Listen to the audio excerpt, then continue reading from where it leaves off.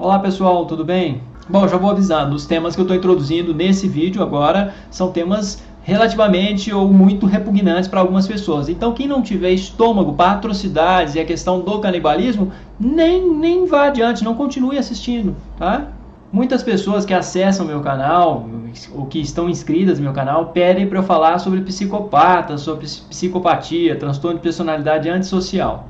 E eu nunca falei disso, nunca abordei esse tema, porque acho um tema um pouco batido. Há muitos documentários sobre isso é colocado inclusive com muita frequência, até na televisão brasileira, em novelas da Glória Pérez, foi muito frequente. Tinha novela da Glória Pérez que tinha mais de um psicopata, por exemplo, tinham muitos psicopatas. Inclusive pela amizade que a Glória Pérez tem com aquela psiquiatra do Rio de Janeiro, Ana Beatriz Barbosa, a qual escreveu aquele livro Mentes Perigosas, o psicopata mora ao lado. Enfim, é um tema que já foi muito alardeado, até com certo sensacionalismo. E o que eu poderia falar de novo sobre isso? Talvez eu pudesse falar de um outro ponto, um outro detalhe e algumas curiosidades que me chamam a atenção.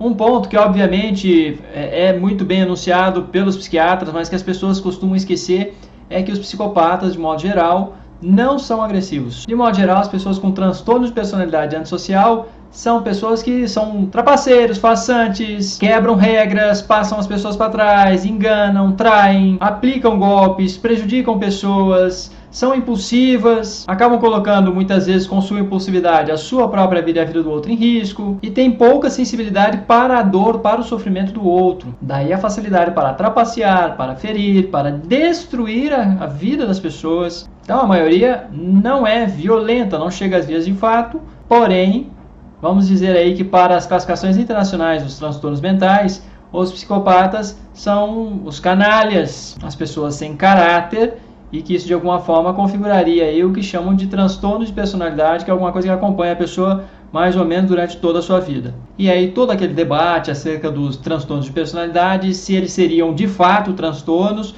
ou se seriam somente variações da condição humana.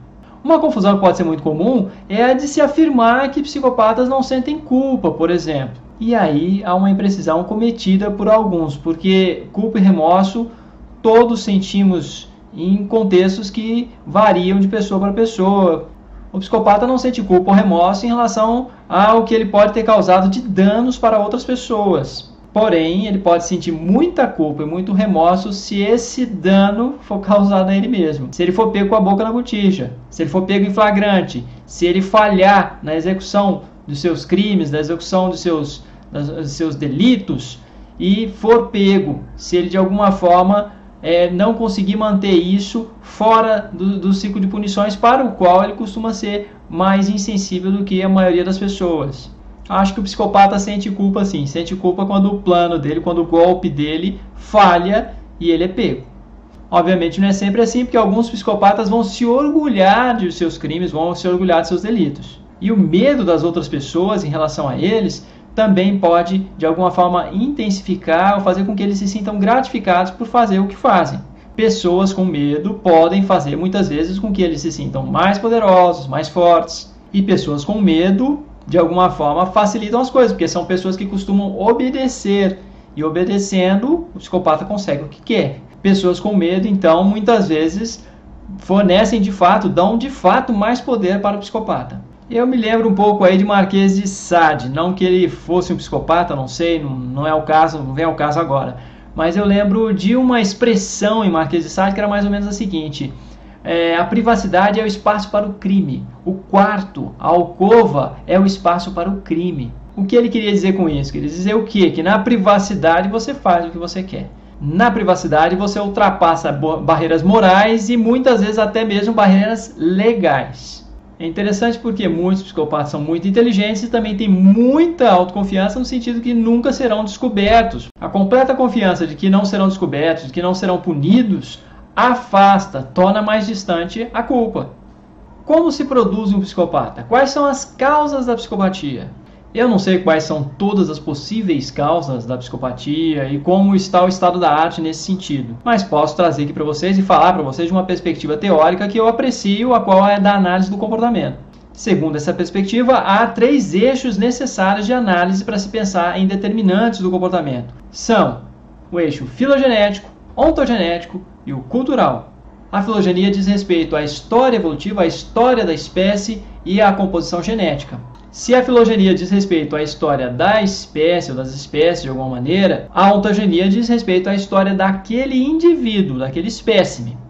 O eixo cultural se refere então à reprodução de alguns comportamentos de acordo com as gratificações de grupos de pessoas. Então, existem agrupamentos de pessoas que vão gratificar alguns comportamentos, não gratificar outros e punir outros, por exemplo. O que é gratificado culturalmente tende a se perpetuar. O que é gratificado nas interações individuais do sujeito tende a se perpetuar. Assim como aquilo que adquiriu valor adaptativo para a própria espécie, de alguma forma também se configurou aí na carga genética.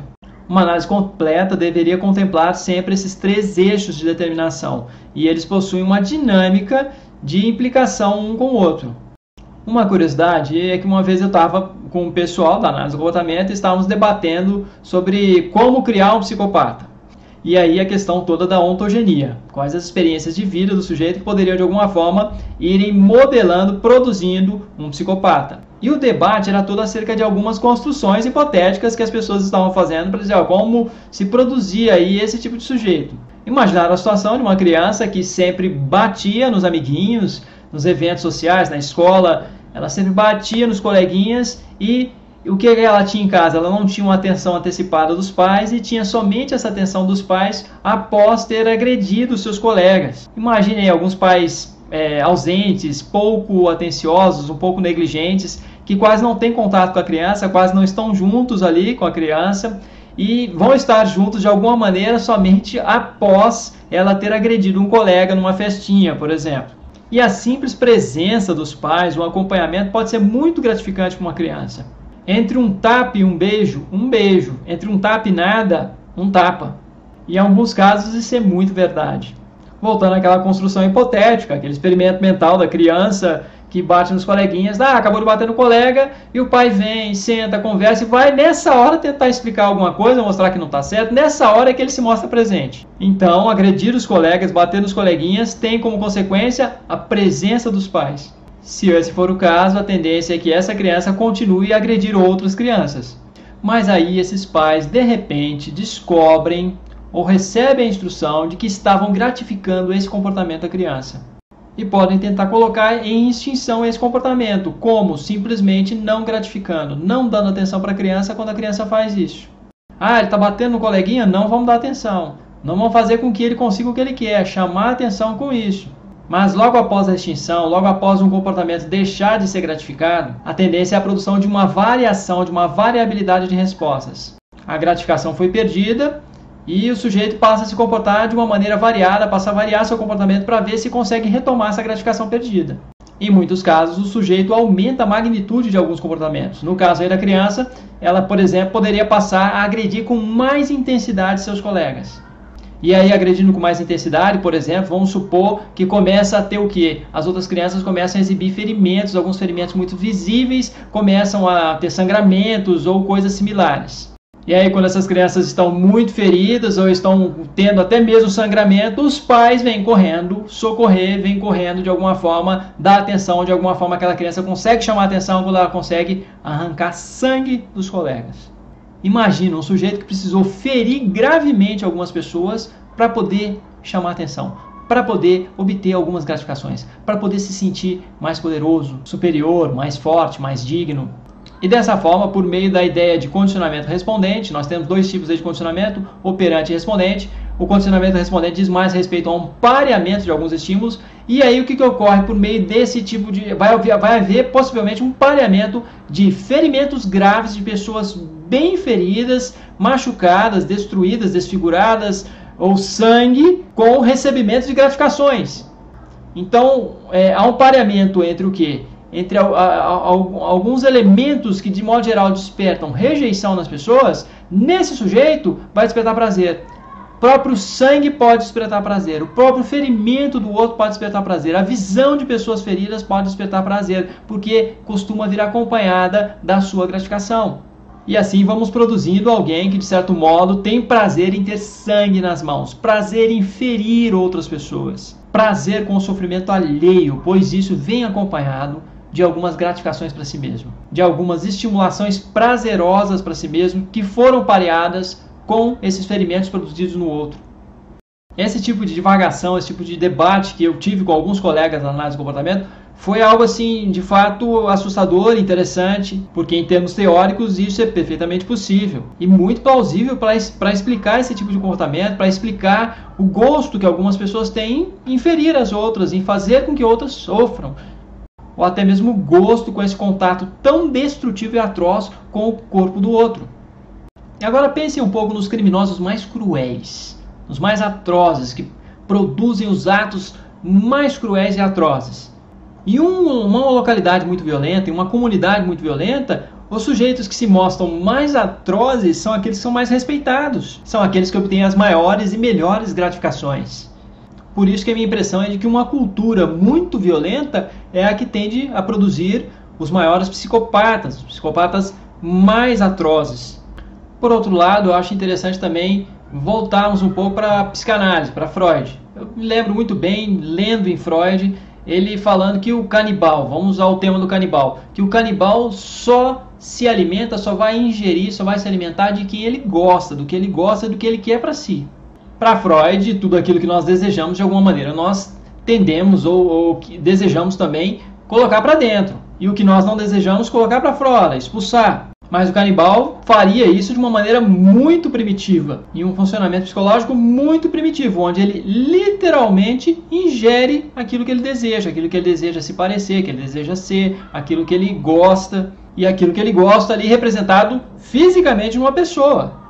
Mas o que me chama também no canibal não é só essa questão da ingestão. O que me chama a atenção também no canibal é uma certa pulsão escopofílica, que muitos diriam uma certa pulsão, acho que é mais ou menos esse nome, escopofílico, se eu me lembrei, mas é uma pulsão de querer saber, de querer ver, de adentrar a intimidade do outro de uma maneira totalmente violadora, avassaladora e devastadora para a própria integridade da outra pessoa. Isso, obviamente, não é canibalismo, simplesmente, mas vamos dizer que é algo da ordem também da psicopatia e que diz muito respeito à violação dos corpos, ao que muitos chamados psicopatas, serial killers fazem, que é simplesmente manipular o corpo de outra pessoa. Então tem lá, mata a pessoa, tendo matado a pessoa ou não, ela começa a esquartejar aquele corpo, começa a abrir, começa a adentrar aquele corpo e fazer experiências e ter experiências com aquele corpo de uma invasão tão grande que é a invasão do próprio corpo. Para mim é muito marcante a lembrança assim, do relato de quando os policiais adentraram a casa daquele serial killer Jeffrey Dahmer. Eles foram adentrar na casa e havia fotos de pessoas completamente esquartejadas, tinha na geladeira, nos freezers dele, tinham pedaços de pessoas, tinham mãos, parece que tinha um crânio de uma pessoa, um ou mais. Então ele na banheira do banheiro lá dele, havia uma pessoa, um corpo sem uma cabeça, e esse corpo com o peito totalmente aberto, com a caixa torácica aberta, e o que deforma totalmente um corpo. A minha impressão é que o psicopata aí, ele quer adentrar um nível de intimidade em relação a outra pessoa que simplesmente mata a outra pessoa, que simplesmente acaba com a outra pessoa. E que é uma intimidade que não troca muito, além disso, além de simplesmente romper e acabar com a vida do outro. Não basta para um psicopata, no caso como o Jeffrey Dahmer, não bastaria ele simplesmente penetrar a outra pessoa, ele adentrar o corpo da outra pessoa com aquilo que é comumente produzido numa relação sexual saudável, normal. Não, ele vai adiante, ele vai abrir literalmente o corpo da outra pessoa, ele vai adentrar as vísceras da outra pessoa. Em muitos casos, muitos também comem partes dos corpos dessas pessoas. A gente tem muitos relatos, se não me engano, Jeffrey Dahmer também comeu partes de alguns corpos os quais ele manipulou. E para Freud, esse tipo de pulsão vai ser realizado em maior ou menor grau, de formas mais diretas ou indiretas, em vários contextos. Você pega no caso da medicina legal, do médico legista, ele de alguma forma também adentra os corpos das pessoas que estão ali, ele no ato da dissecação, porém essas pulsões aí são satisfeitas, nesse caso, de uma forma mais indireta, uma forma socialmente aceita e necessária, porque é uma profissão e que tem a sua função social. Bom, finalizando, em relação ao canibalismo, me veio uma outra associação, uma outra lembrança. Eu li aquele livro, Milagre dos Andes, daquele pessoal, daqueles atletas do rugby que tiveram um acidente aéreo e caíram na Cordilheira dos Andes e ficaram por lá cerca de 70 dias e tiveram de se alimentar dos corpos das pessoas que haviam morrido no acidente ou que estavam morrendo conforme os dias iam passando. Nando Parrado, o autor desse livro, uruguaio, o pessoal que estava lá que caiu era do Uruguai, e eles eram todos muito jovens, eram assim, adolescentes, na sua maioria, eles tinham, na sua maioria, de 18 a 22, 24 anos, mais ou menos. E Nando Parrado tem um depoimento no livro, vários depoimentos em relação a essa questão do canibalismo, que são assim bem assustadores. Um deles é de que chegou um momento que eles não estavam aguentando mais, eles estavam 10 dias sem comer, e ele de fato despertou muito da fome dele quando ele sentiu o cheiro do sangue, o cheiro da ferida, do sangue da ferida de um colega.